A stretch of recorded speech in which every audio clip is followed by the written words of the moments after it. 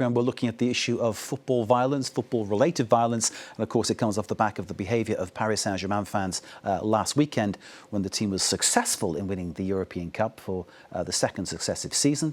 This Tuesday, the development has been the French Prime Minister Sébastien Lecornu asking President Emmanuel Macron to call an extraordinary parliamentary session in early July to speed up the adoption of the government's riposte security bill after violence linked to the Paris Saint-Germain Champions League victory. More than 200 people were injured. These images really telling the scene. One person lost their life in Paris after PSG won the soccer Champions League for the second year in a row. The bill was presented by the government on March the 25th. It's already been cleared by the Senate.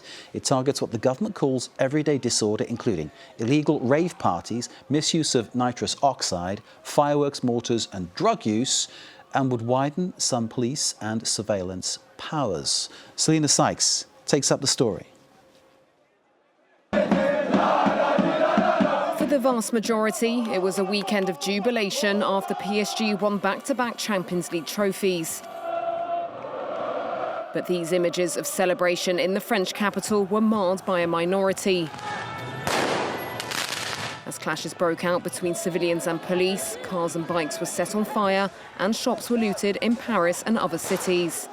As of Tuesday, Interior Minister Laurent Nunez said there were more than 890 arrests across France on Saturday and Sunday, around 45% more than a year ago when PSG won the Champions League for the first time. 98% of them were men and 85% were French. For the French Prime Minister, the unrest was not a matter of fan violence, but rather a much broader phenomenon of delinquency. While speaking in Parliament on Tuesday, Sébastien Lecornu threw his support behind security forces. Nous devons ici Whatever happens, we must support our internal security forces, the police and the gendarmerie. For one simple and compelling reason, ladies and gentlemen MPs, their mission is to enforce the laws of the Republic that you have voted for. Lecornu said he was also pushing to fast-track the government's new security bill through Parliament and called for more to be done to ensure that perpetrators paid for damage rather than taxpayers. French President Emmanuel Macron, meanwhile, vowed that offenders would face the full force of the law. The first sentences for theft, violence against police officers and the possession of fireworks and weapons were handed out on Monday. Those images filmed near to Paris Saint-Germain's stadium. I was there 1,400 hours on Saturday. That's many, many hours before the kickoff, and there were already thousands of Paris Saint-Germain fans there. I was there for a rugby game at the ground next door, the Stade Jean-Bouin. There was already trouble brewing. Lots of CRS police present too. What is this phenomenon about? Is it about football? Is it about delinquency? Is it about society or soccer? Let's get some expert insight and bring in Mateusz Grodecki, who's Associate Professor at the Maria Grzegorzewska University in Warsaw. Thank you, sir, for being with us.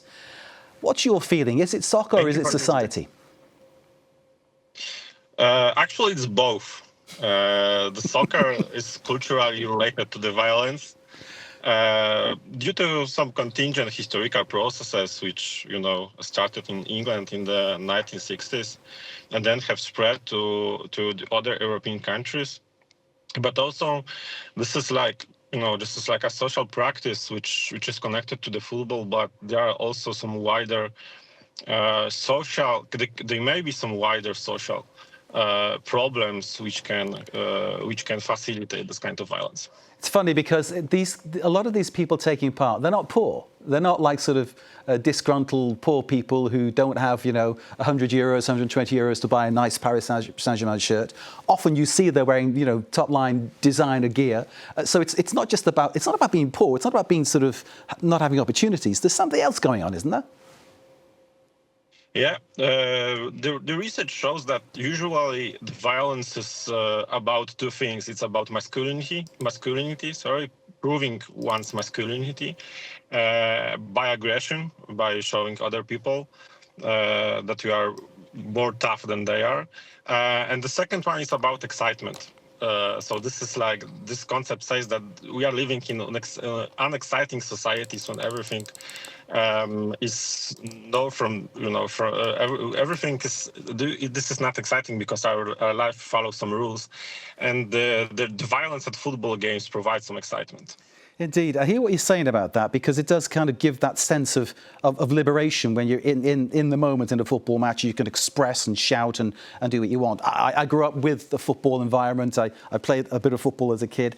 I also went to one of the teams that had a fairly, how can I put it, active hooligan element at one period in its time when I was going to the game a lot, and I was a teenager and I ran with those people. But I realised very quickly that I was out of my depth, that you needed to be really, I don't know, you needed to have something missing to really take part as much as they do and do the things that they need to do or feel they have to do. And I didn't understand it at all, and I still struggle to get my head around it. Paris Saint-Germain won. Why did they have to riot?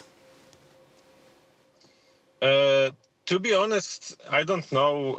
I know exactly. To answer your question, we should ask who are the people who are rioting, and this question, to be honest, should be answered by the state, by the police force to, to avoid this situations in the future.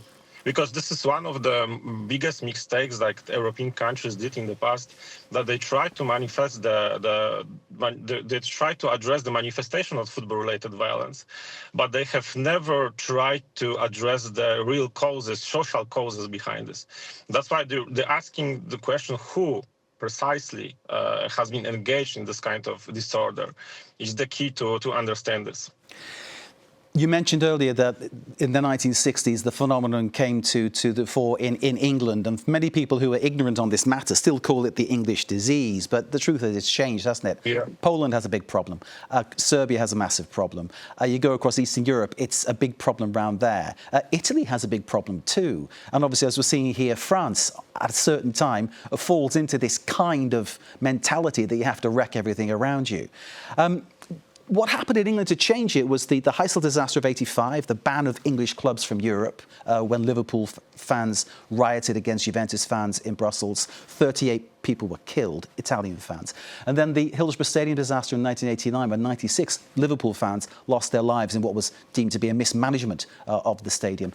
The English game changed. Things were, all-seater stadium were put in, the prices went up. They looked at getting a different market into the stadiums. That's what changed the England setup. But what will change it in Europe? Because already there were all-seater stadia, already it's expensive to go to the game, already you've got all those kind of things that maybe would hope to get rid of the elements that you don't want, but those elements are still there. Yeah, this is true, but I mean, I would argue with the fact that everything has changed in England. But the most important fact is that what we are speaking when we speak about the reproduction of football-related violence, we have to take into consideration that this is like social practice, which is reproduced by the ideology of football rivalries. In simpler terms, the football we just see the football in terms of football rivalries. That means that we see the football as a site when people are against each other. That at least to groups who will the World Cup be safe, Mateusz? That's the final question. Will the World Cup be safe? I think so. Yeah, I think the World Cup will be safe.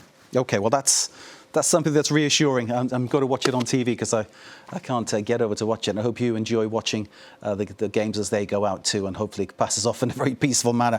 Mateusz Grodecki, thank you so much for being with us, Associate Professor at Maria Grzegorzewska University in Warsaw.